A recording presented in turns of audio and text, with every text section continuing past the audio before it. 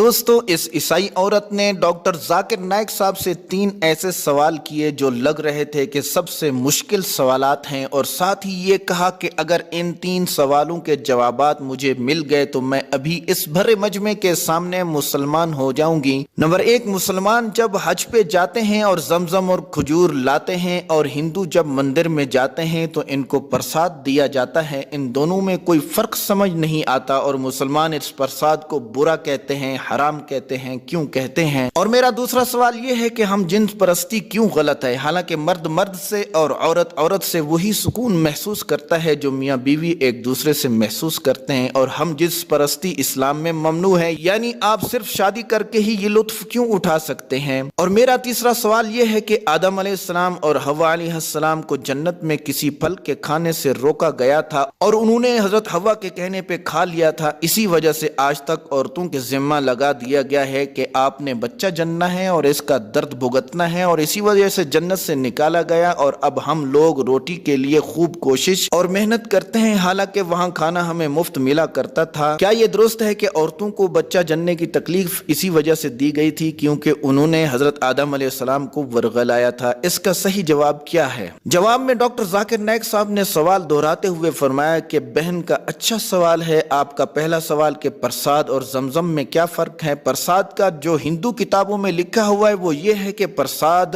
अल्लाह को खिलाने के तौर पे दिया जाता है, यानी हिंदू जब प्रसाद देता है तो उसकी सोच ये होती है कि मैं ये खाना अल्लाह को दे रहा हूँ। और अल्लाह ताला कुरान में फरमाता है सूरह अनआम में चैप्टर नंबर 6 में आयत नंबर 14 में कि अल्लाह सबको खिलाता है लेकिन उसे किसी के खाने की जरूरत नहीं है। किस इंसान की जुर्रत है कि वो अल्लाह को खाना खिला सके? और अल्लाह ताला 4 जगह ऐसी हैं जहाँ फरमाता है कुरान पाक में कि जो खाना अल्लाह के गैर से नामजद किया हुआ हो ये खाना हराम है। तो प्रसाद गैरुल्लाह से नामजद होती है इसीलिए हराम है। और अगर कोई मुसलमान हज और उम्रा के लिए जाता है तो वो खजूर या जमजम लाता है तो कोई ये नहीं कहता कि हम जमजम या खजूर अल्लाह को खिला रहे हैं। सऊदी अरब का मेन फल खजूर ही तो है। जब आप जाते हैं वहां तो खजूर आप गिफ्ट के तौर पर लाते हैं। कोई मुसलमान ये नहीं कहता कि ये खजूर मैं अल्लाह ताला को खिला रहा हूँ। और ये जहन में रहे कि खजूर बहुत उम्दा ग़िज़ा है और सेहत के लिए बेहतरीन और मुफीद है। और अगर हिंदू भी प्रसाद के तौर पे खजूर देगा ना तो भी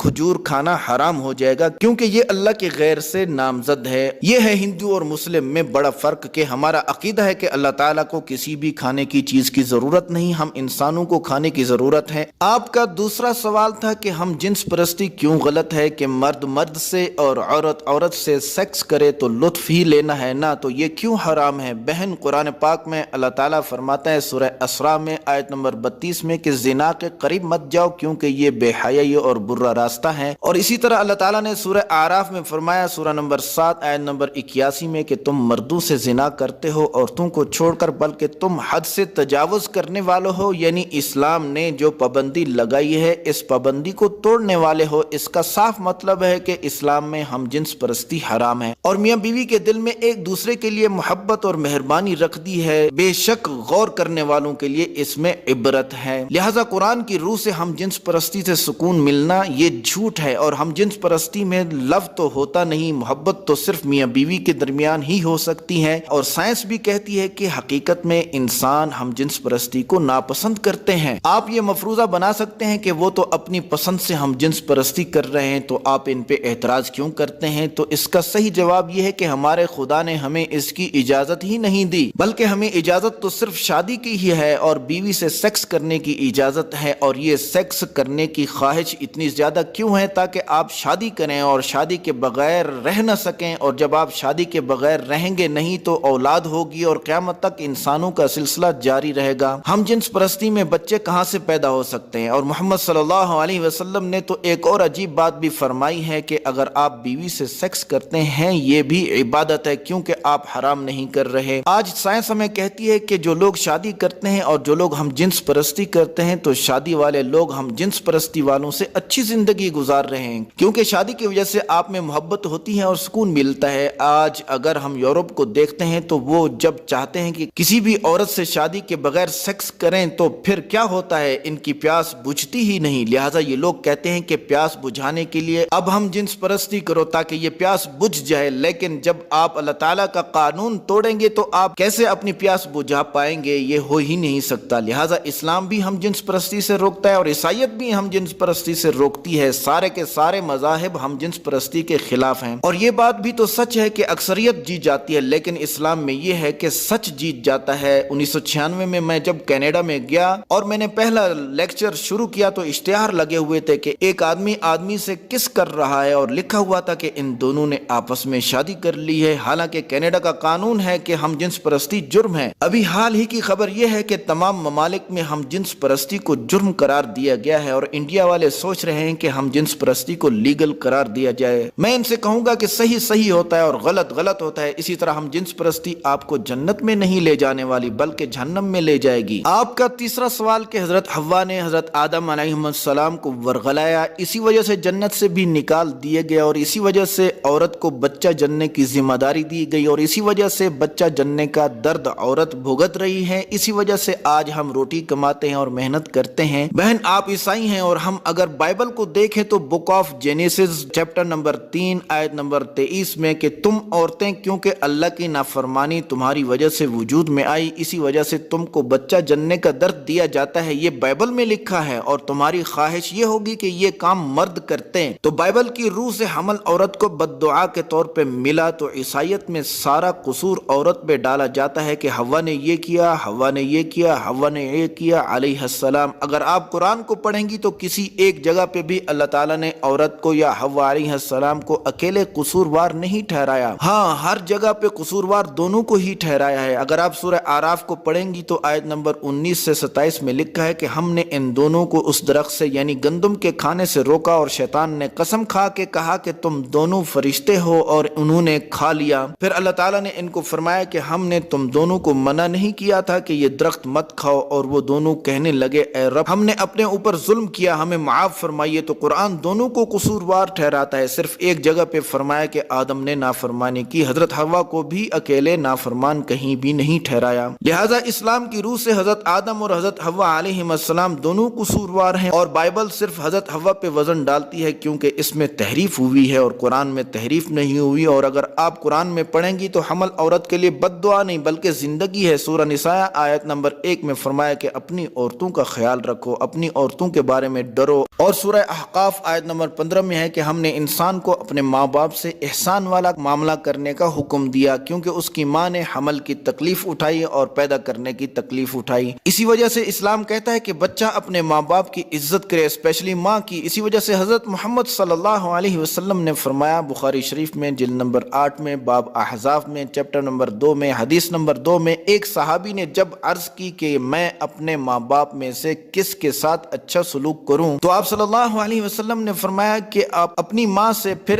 اس نے کہا کہ میں کس کے ساتھ اچھا سلوک کروں، تو آپ نے دوبارہ فرمایا کہ اپنی ماں سے۔ پھر اس نے کہا کہ میں کس کے ساتھ اچھا سلوک کروں، تو آپ نے فرمایا اپنی ماں سے۔ پھر اس نے چوتھی مرتبہ کہا کہ میں کس سے اچھا سلوک کروں، تو پھر آپ نے فرمایا باپ سے۔ تو ماں کو 3 بار میں ترجیح ہوئی، چوتھی بار آپ نے باپ کا نام لیا۔ تو گولڈ میڈل اور سلور میڈل اور پیتل کا میڈل سبھی ماں کو ملے ہیں، پھر باپ کی باری آئی۔ تو خوب تالیاں بجی۔ تو حمل اور بچہ پیدا کرنا اسلام میں زندگی ہے یا نہیں؟ اور جب بچہ جننے کا کام اللہ نے عورت کو دیا تو کون ہے جو مرد سے بچہ جنوا سکے؟ سسٹر کوئی ہے ایسا؟ شاید میں نے آپ کے سوالوں کا جواب دے دیا ہوگا۔ تو بولی ہاں۔ تو ڈاکٹر ذاکر نائک صاحب نے کہا کہ کیا آپ مانتی ہیں کہ اللہ ایک ہے؟ تو بولی ہاں۔ تو آپ اب اسلام قبول کرنا چاہتی ہیں؟ تو بولی ہاں۔ تو کیا آپ عیسیٰ علیہ السلام کو خدا مانتی ہیں؟ بولی نہیں۔ تو آپ کیا مانتی ہیں؟ تو بولی میں پیغمبر مانتی ہوں۔ آپ مانتی ہیں کہ حضرت محمد صلی اللہ علیہ وسلم آخری پیغمبر ہیں؟ تو بولی ہاں۔ کیا آپ پہ کوئی زبردستی کر رہا ہے کہ آپ اسلام قبول کریں؟ کیا کسی نے آپ کو پیسہ دے کر اسلام قبول کرایا ہے؟ بولی نہیں۔ آگے سنیے شہادہ اور کمنٹ کر کے بتائیں کہ ڈاکٹر ذاکر نائک صاحب کا جواب کیسا تھا۔ شکریہ۔ السلام علیکم۔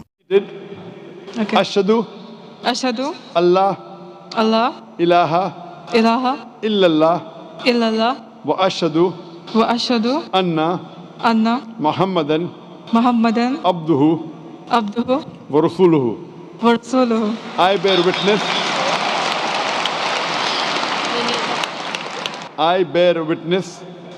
witness that there is no God but Allah, and I bear witness that Prophet Muhammad is the messenger the messenger and servant of Allah. and servant of Allah. MashaAllah.